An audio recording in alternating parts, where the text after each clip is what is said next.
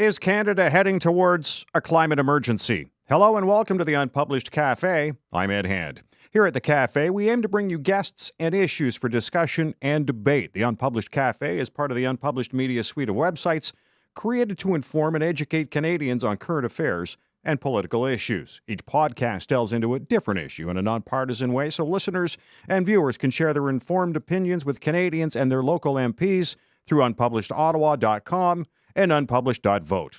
Now, the upcoming federal election will be a focus for us to bring you a balanced view of the parties and their policies. And on our last show, we looked at the broad view of climate change as Canadians view it in terms of the issues ahead of the federal election, as we spoke to David Coletto of Abacus Data.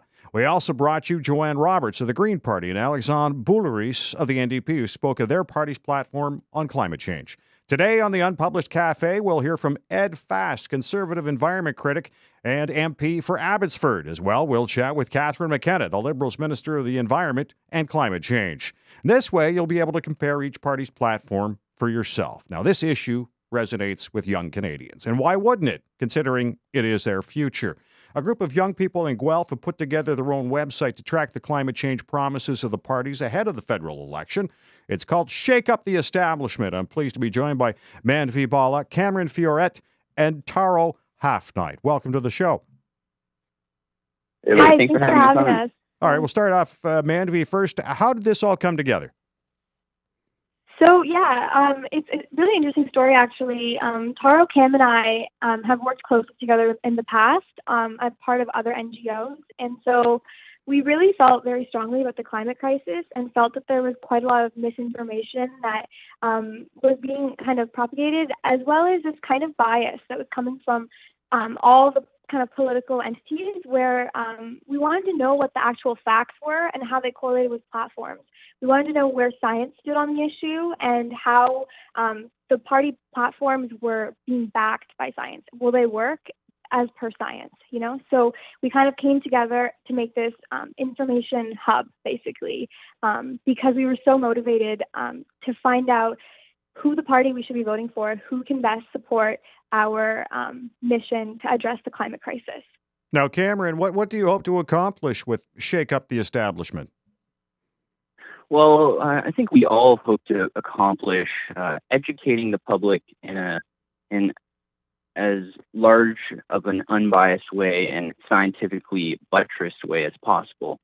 We're trying to present the political platforms in their words, and while doing that, have a scientific base to let people make informed decisions on their own. So our overarching goal is to educate the Canadian citizenry. And you're telling me there's no political leanings involved with your website then?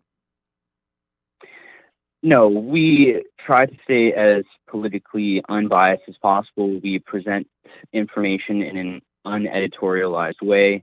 All information is scientifically cited with reputable sources. And in our chart on our website, shakeuptheestab.org, we present the political platforms of the parties in their own words. So if there is a platform out already, well, our summaries cite and go to a link to their official platform, etc. Taro, tell me, what do you want people to take away from your website when they look it over if they're concerned about climate change? Well, we want people to really delve into not only what is climate change, because there's a lot of misconceptions out there about, how it works and all that sort of thing. So we want people to get a reputable and back information, actually what is it, how it works, and how these various systems affect themselves and why they should care about this issue, as well as, get an overarching theme of each of the parties. And of course, our chart doesn't go into the documents in excruciating detail. These documents are incredibly long, and we do our best to summarize them in each of these. So that's what we really want to get at, is people wanting to, care more about the environment and climate change and getting a better perspective of the parties and what their goals are. Taro Halfnight, Cameron Fioret, and Manvi Bala are joining us on the Unpublished Cafe. They are Shake Up the Establishment, a website that looks at climate change, the platforms of climate change for each political party, and presents it in an unbiased way. And Manvi, is climate change the big issue for this coming election? So it's really an interesting thing that we've kind of talked about a lot within our group.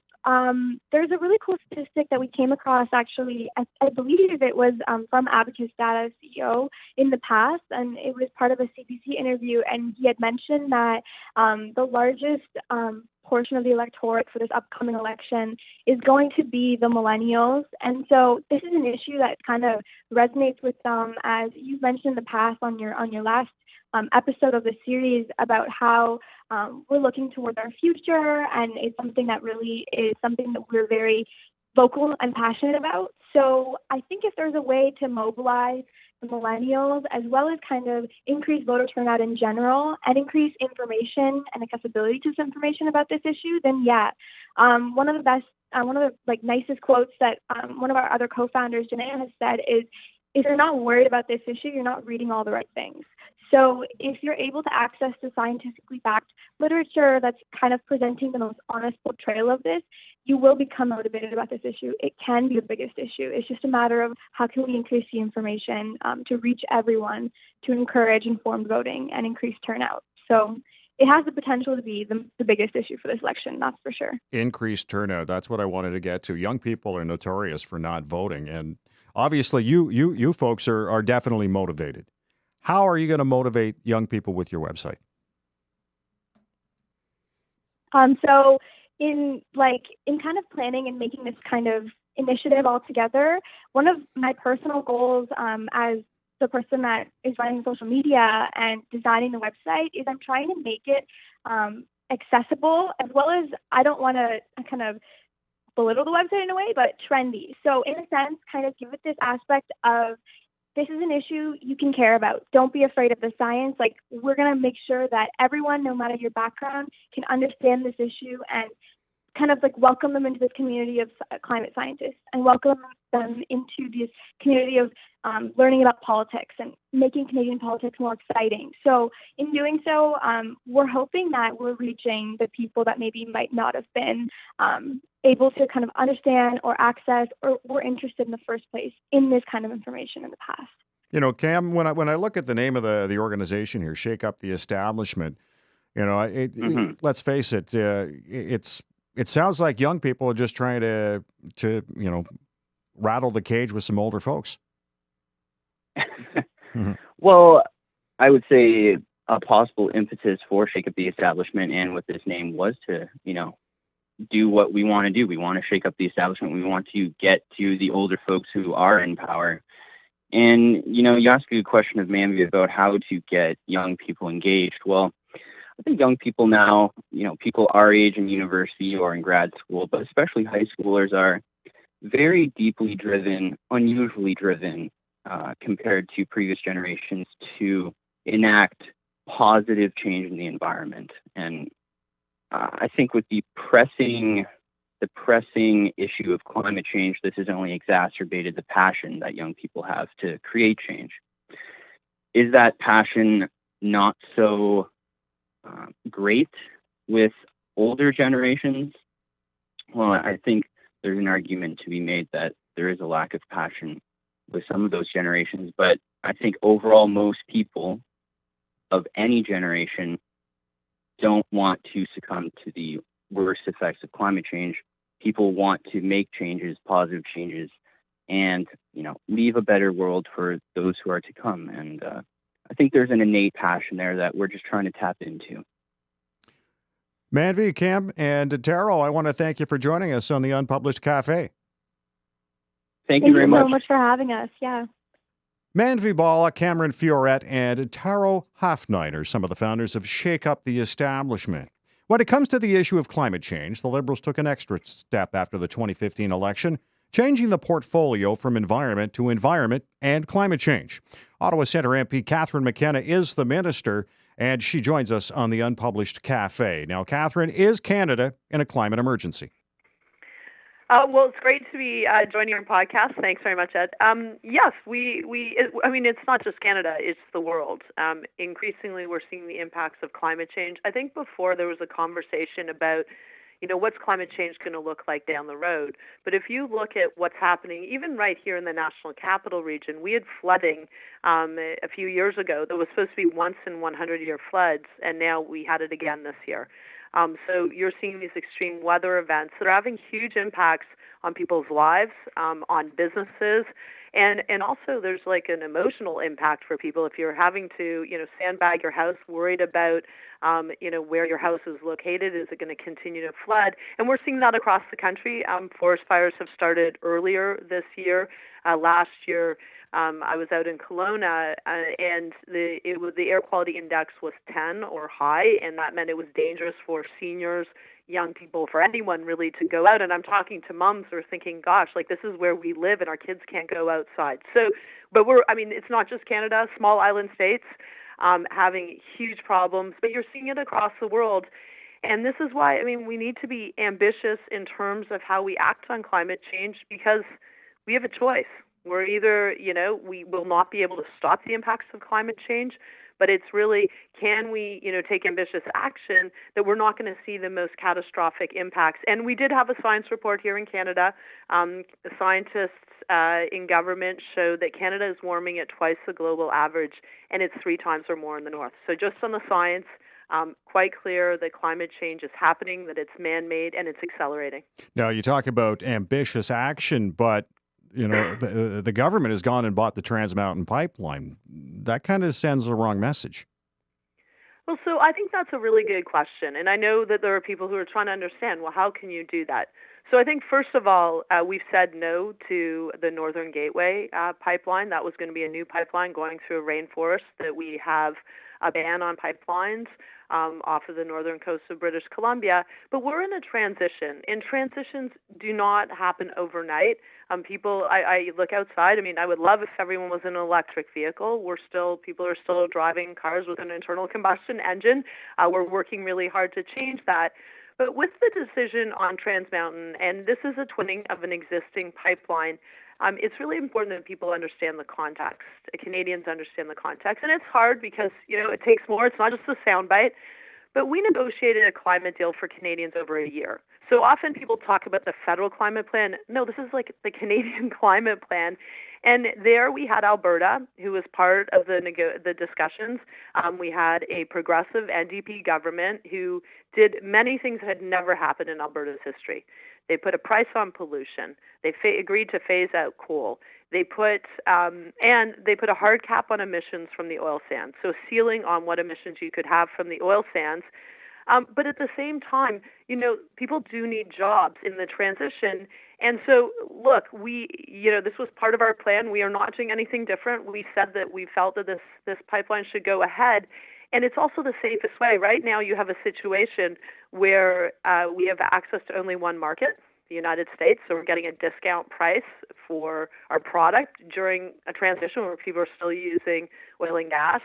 And it's not safe to go by train. It is much safer by pipeline. And this is, as I say, twinning of an existing pipeline.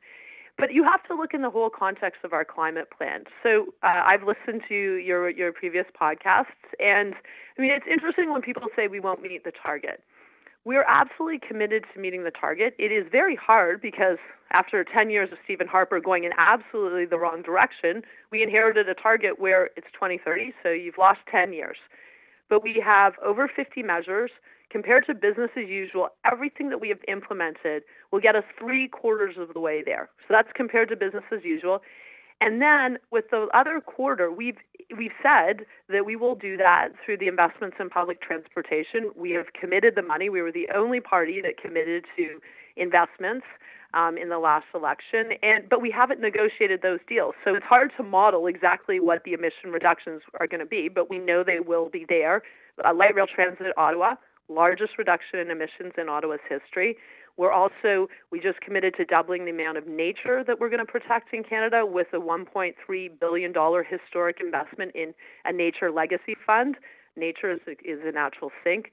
We've just committed to a circular economy and tackling plastic pollution, including eliminating single-use plastics. That also reduces emissions. We made historic investments in clean technologies. It's hard to model the technologies, that are going to be game changers. But we already know, if you look at the price of batteries, you look at the price electric vehicles, you look at the price of renewables, it's all going down precipitously. And our role as a government is to be responsible and to figure out what is the best mix of policies looking to not just 2030, which is our current target, but we have to look to 2050. And we have to completely decarbonize the economy. But it doesn't happen overnight. But if you look at the trajectory, we are on track. We are reducing our emissions. The investments, people say, well, you haven't reduced the emissions overnight. Well, I mean, we're just investing in public transit. So you're not going to get the reductions until the public transit is built. Electric vehicle incentive, $5,000. People are, we've got now, it's hard to get an electric vehicle. You got to wait a lot longer because people are really excited about that. But these things do take time, and it's a transition. And our focus is also, how do you do this in a way where life is affordable and people have jobs? And that's something I have learned in this portfolio. I'm now the second longest serving environment minister, and people care about climate change. I actually think most Canadians believe it's man-made. They're concerned about the impacts.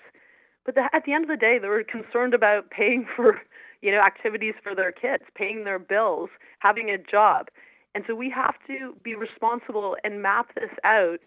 And that means you have to do it in a thoughtful way. And we have mapped out exactly what we're doing. It's all online. We're extremely transparent about all the measures. And of course, we have to do more. It's not just about a 2030 target. The whole world needs to do more. We're not on the trajectory to stay well below 2 degrees, which is what we negotiated. So we got to do more. But I think it is possible. But of course, the challenge on the other side is we have, for example, conservatives who are out there misleading the public about what we're doing. That they say that, we're just putting a price on pollution as a tax grab. That's absolutely wrong. By law, all the money has to go back. We're phasing out coal, but we have a just transition task force. So we ensure that communities that have relied on coal and workers that have relied on coal jobs are able to plan for their future and their community's future and their kids' future. So you have to be thoughtful, and that's something we're working very hard on. And as I say, I think some of the times the challenge is it's not a soundbite. Yeah, no kidding. Catherine McKenna joining us on the Unpublished Cafe. She's the Minister of the Environment and Climate Change as we continue to talk about climate change platforms here on the Unpublished Cafe. And, when I talk about the Trans Mountain Pipeline, and I've mentioned this to several of the parties when I talked about, instead of building pipelines, why is Canada not building a refinery instead? Well, I mean, I hear that often. So just so you understand how the Trans Mountain Pipeline comes across, for example, my desk, the federal government's desk, we have what's called an environmental assessment. So we take the projects as they come. We don't go out and say, you need to do this, you need to do a refinery. Ideally, the market decides, that there's an interest in a refinery. Had that been in the project, we would have looked at that. But look, I agree with the general principle that we need to figure out how do we get maximum value for our resources in a transition to a cleaner future. And our resources are also the same resources you need for the transition. Like if you look at the batteries and what is in electric batteries, we actually have the natural resources. We have the minerals that are required for that. But we've got to figure this out, and we've got to figure out how we also, make sure that we focus on jobs and people. And sometimes it can sound quite elitist to be talking about, I would say, like 2030 targets or talking about price on pollution. Sometimes people are just like, okay, I care about climate change, but how is this going to improve my life? And I've realized that we got to talk about health outcomes. That phasing out coal in Ontario meant we went from 53 smog days to 0. Talk about jobs, that there are already 300,000 jobs that are in the clean economy. And as we do retrofits, and I think we should do a massive retrofit program, there's jobs for construction workers in that. There's jobs in new materials for how we build houses that are much more energy efficient. That we have to get granular. And this is a lesson that I know a lot of people have focused on what happened in France with yellow vesters. We see a little bit of that here, although I think it's a bit of a different movement here. But in France, people were out in the streets because they felt that politicians were being elitist and not worried about middle class, and they increased the price on pollution there. and it was hurting folks. And so, for example, the price on pollution, as I said, that all the money is going back to the tax system. You have the incentive at the pump to figure out how you would pay less if you use public transportation, you carpool, you get an electric vehicle or a more fuel-efficient vehicle. But at the same time, when you do your taxes, you'll get the money back. So a family of four will get $309 in Ontario, and 80% of families are better off, especially low and middle-income families. But you have to be thinking about that, because I saw what happened in the United States. They're rolling back all of the regulations at the federal level that they can. Now, many of them are in court. And so you can't lose that. And unfortunately, in climate change, it often, people talk about it, but then, if you don't have people at the center, you can lose those policies, because people say, well, I care about this, but I'm also just worried about, costs of living, and I'm worried about jobs. And that's why I think this election, I think climate change will be a top issue. I think affordability will be a top issue. And I feel confident in what our government has done, because we've considered affordability as we've built our climate plan. And also, we've created 1 million jobs with Canadians. We have the lowest unemployment rate in 4 decades. Does that mean everyone feels better off? No. Is there more work to do? Yes. But if you don't have a plan for climate change, which quite frankly the Conservatives don't, you do not have a plan for the economy of today, and especially not the economy of the future. Let's talk about the clean fuel standard. How will it work, and how will it help get Canada to its Paris targets? Yeah, the clean fuel standard is a really important part of our plan. And often, once again, it's language. People are like, what is the clean fuel standard? When you go to the pump, having cleaner fuels, which is actually a huge economic opportunity, because there's different ways you can do it. Biofuels, a good example. And it is a very important component of our plan. It's an example of regulating, right? There's different ways, policy choices. You can regulate, you can invest, and we're making $60 billion of investments in renewables, in clean technologies and public transit. And then there's market forces, price on pollution, disclosure of companies of climate risk. And so it's really important. And, the Conservatives have said, forget it, we're not going to do a clean fuel standard. So they're against the price on pollution, which represents 20% of our emissions towards our target. They're against the clean fuel standard, also a significant chunk of emissions. And they seem to rely on hope. If only people would innovate. Of course, innovation is part of this. But if you don't have these other things, and you're going to cut, they're going to cut in money invested in public transit, cutting money for electric vehicles, cutting across the board like we've seen Doug Ford, there's zero chance that you're going to transform your economy, which is really what this is. It's a complete transformation of the economy to a better economy, quite frankly, cleaner, more energy efficient. That should be a Conservative idea, conserving energy, and one where our kids will have the jobs that they're looking for. I talk to young people, and they're demanding action, and I love that they're demanding more ambitious action, because it only helps us if we have young people pushing, for more ambitious action. Because on the other hand, I have people who are, Conservative politicians who want to do less and less.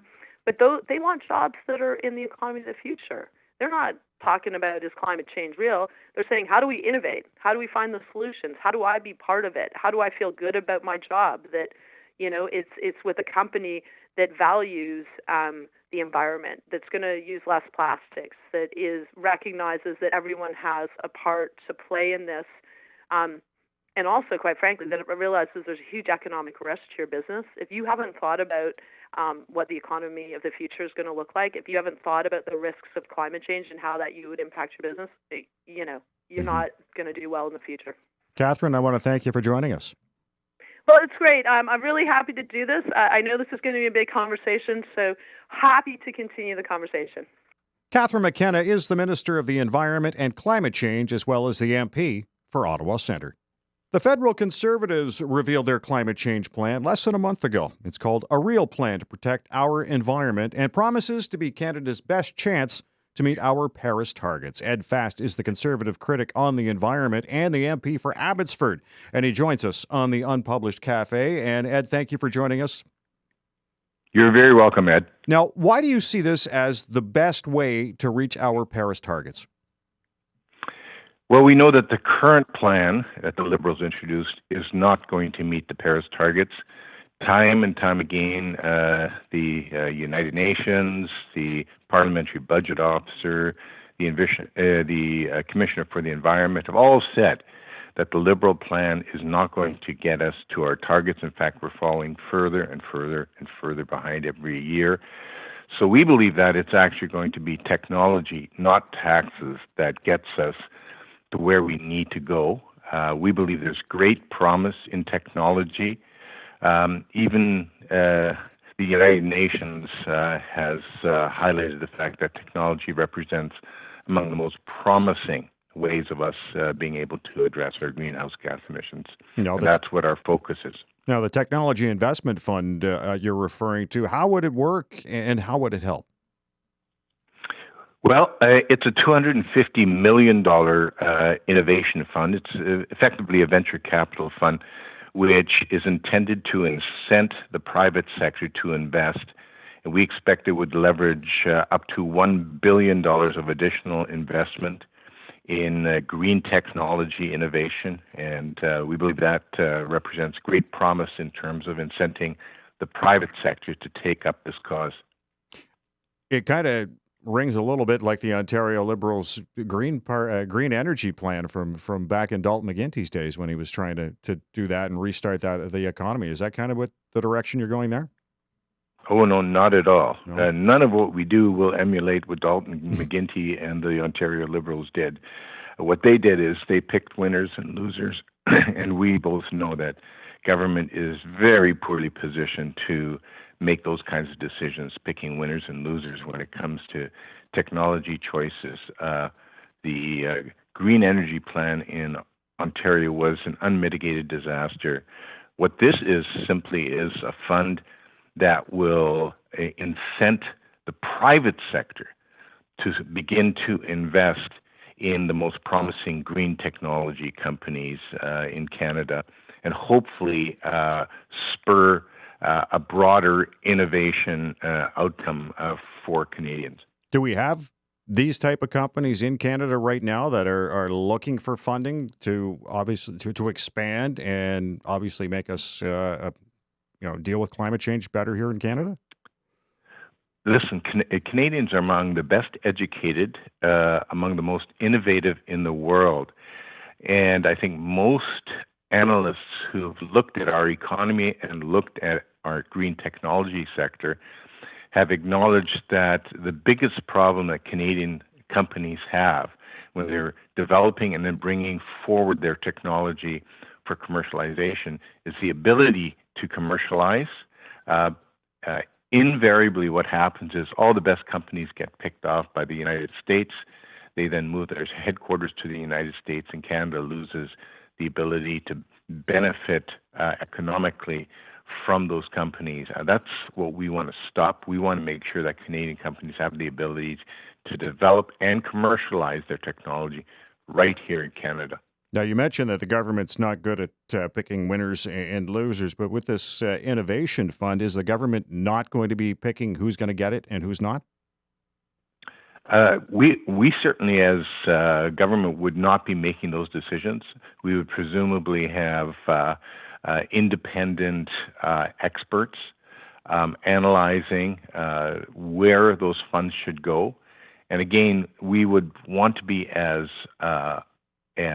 unbiased in terms of deploying those funds as possible to make sure that we're actually allowing the market to decide which technologies are successful and which technologies move forward with commercialization. Ed Fast is joining us on the Unpublished Cafe. He's the Conservative critic on the environment and the MP for Abbotsford as we talk about the Conservative climate change platform. And obviously, Andrew Scheer and the Conservatives have been very open about this.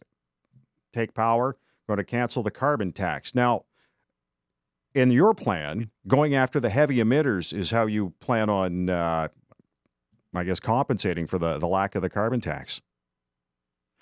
Yes, we're focusing on the heavy emitters. Under the Liberal plan, of course, the heavy emitters receive huge exemptions when the average Canadian who's paying a carbon tax receives no exemptions. What we are doing is we are expanding the scope of our program so that it kicks in at about 40 kilotons of emissions. The Liberal plan is at 50 kilotons. So what we're doing is we're increasing the number of heavy emitters that will be caught. But the key thing is this: we are not taxing them. In other words, we're not taking money out of the company, putting it into government coffers, and then spending that money on government political priorities. What we have said is those companies have an opportunity to decide where they want to invest their technology development funds. They can do it in-house, so do research and development in-house within the company. They can do it in an industry-pooled research and development investment facility.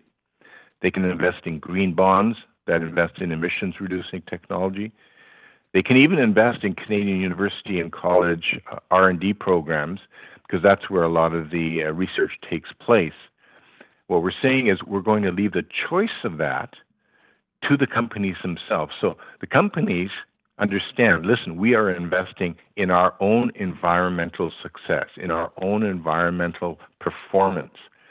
And that way the money doesn't go into government coffers, is spent on things that are completely unrelated to the environment or on priorities that the government has set rather than are driven by the companies themselves who understand their own needs the best. How do you enforce it, though? There will be an enforcement process under which every company will have to have their investments vetted by an independent panel whose sole job is to make sure that the investments are going into qualified investments. And as I said, the qualified investments are quite broad.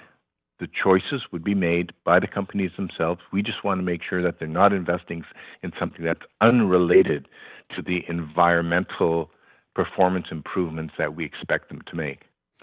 Now, does this plan get Canada to our Paris targets? Or from what I've read, it gets us the closest to it, but still doesn't reach it?